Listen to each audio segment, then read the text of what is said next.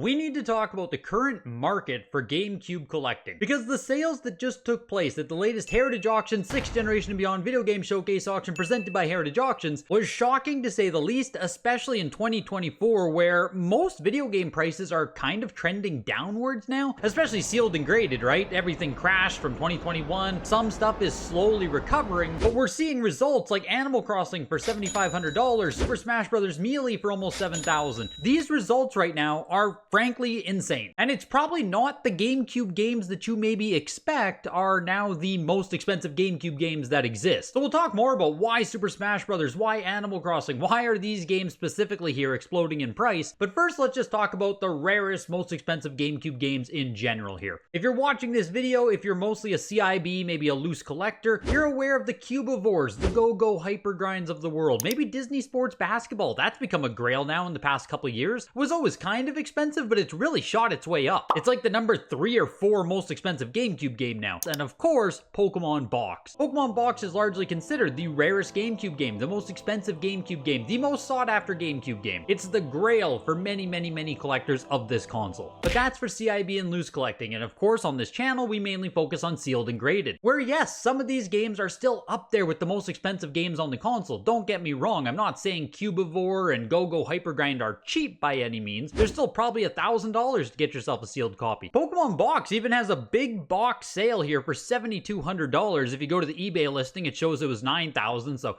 best offer accepted, right around $7,000. Like, that is still huge for Pokemon Box, right? $7,000 for a factory sealed big box, that's huge. But then you pop over to this copy of Animal Crossing here, and we're looking at an 85 plus small box copy here, just a standard retail print of Animal Crossing, selling at open auction for $7,500. That is above Pokemon Box, that is above basically every other GameCube game that exists. In the exact same auction, we have Super Smash Bros. Melee, 9.6A plus for nearly $7,000. Super Mario Sunshine, 9.6A plus for $6,000. These are the kinds of prices that you would have seen back in like 2021, right? That back during the bubble, back during the boom. That's where you expect to see $6,000, $7,000 for a GameCube game. And with Animal Crossing, going back to August 18th, 2022, it did sell for over $10,000. Back when the market was way stronger for basically everything, right?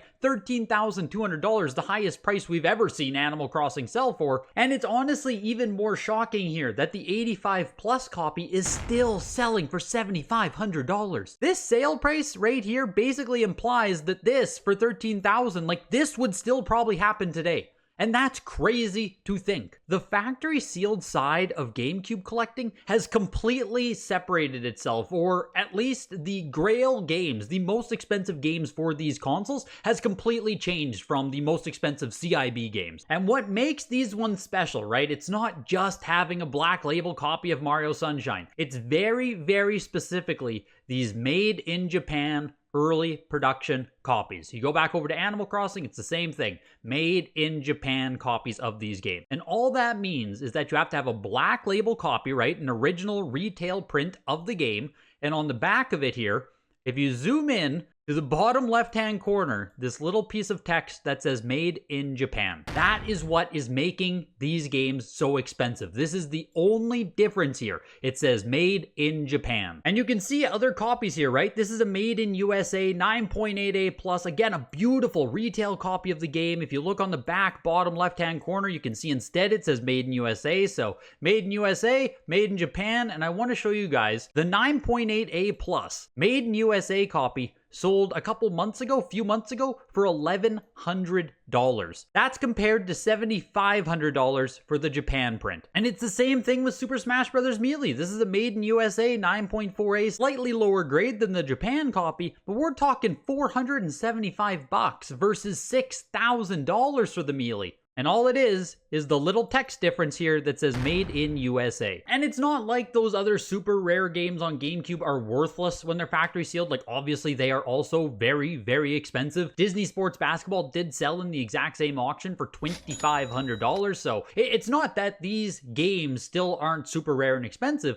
It's just once you swap over to factory sealed, these more niche, full set, rare type of games, they don't get that same widespread appeal as these games games where everyone's nostalgic for it, everyone knows Animal Crossing, everyone grew up playing it. And when we talk about factory sealed copies specifically, the rarity of everything becomes so different. Finding Japan print copies of these games, as you can see by the prices, is insanely difficult. And all it means, this made in Japan text versus made in USA, obviously where it was produced, right? There's a little bit of difference there, Japan versus the USA, but these Japan print games are just the definitive first production copies of these games. Made in Japan equals first edition. That's the easiest way I can explain it to you. And these Japan prints of games here, if you're gonna look at your own collection, if you're curious if you have them, it's only really on first party Nintendo titles. There's probably 15 games total. I'll do the research and make a list and I'll pin it as the top comment where made in Japan games actually matter. But with some games here, like Thousand Year Door, this is also a made in Japan copy, but you can see on the front of the game that this is a bestseller copy, right? So it's a later production copy, even though on the back of it, it actually does say made in Japan. So this is the first print of the second print of the game. You can further confirm this. You look over at the barcode, you see the little 1 here at the very end, that denotes variant, as well with this little number right here, the 56433B. That B at the end of this code here also tells you that it is a second print, or at least a different print run, right?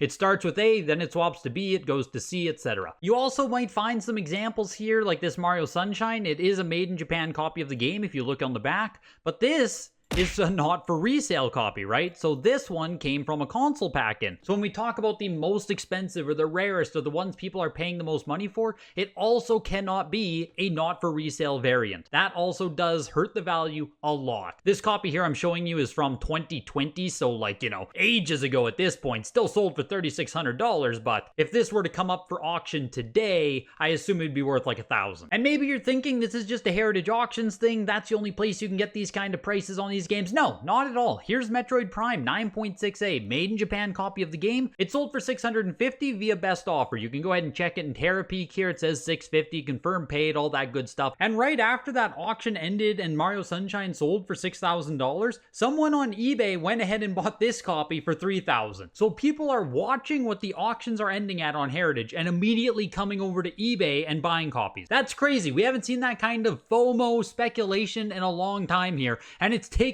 place right now with GameCube games. The insane prices that these made in Japan GameCube games are pulling right now. I frankly don't know who's buying them. I don't know why such demand still exists on these, but it's one of those things where if you do own some of these made in Japan first prints, you may want to consider selling them right now, because relative to everything else that's in the sealed and graded world, these are basically selling for as much as they have ever sold for ever before. You wouldn't even know there was any kind of crash that took place in this market if you just looked at the prices of these games. It's actually kind of funny. CIB collecting doesn't really care about this at all. I don't know if most CIB collectors of GameCube even know this differentiation exists, the whole made in Japan thing. I think it's probably just too common as CIB. It's just probably too easy to find, even Japan prints, because, you know, everyone opened their game. There's millions of open copies, but very, very few sealed ones. Maybe everyone just doesn't care. It's hard to say, but CIB doesn't really matter. So if you're watching this, if you're a CIB collector, doesn't really change anything for you. But the factory sealed folk, if you happen to have some of these games, you might want to consider selling them. And if you have a game store or something in your area and they have some factory sealed GameCube games, this is an opportunity, man. This is the kind of stuff where you find insane deals, even from dealers, because people just don't know this stuff. It's the kind of information that will never be captured on price charts. You'll never see Mario Sunshine, Luigi's Mansion up here with your Phantasy Star Onlines and your NCAA college basketballs. This is that higher level collecting type stuff that goes beyond just being able to look at price charts. I don't know if this pricing is sustainable. These prices do kind of give me hesitation, but it's certainly interesting to look at, and I had to make sure I tell you guys about this. I do go live every single Tuesday watching these kinds of auctions right here on my YouTube channel, so if you want to learn more about this market, if you want to ask me any questions about it, please leave a comment on the video, come watch the Tuesday live stream, and if you want to see more collecting content like this, make sure to subscribe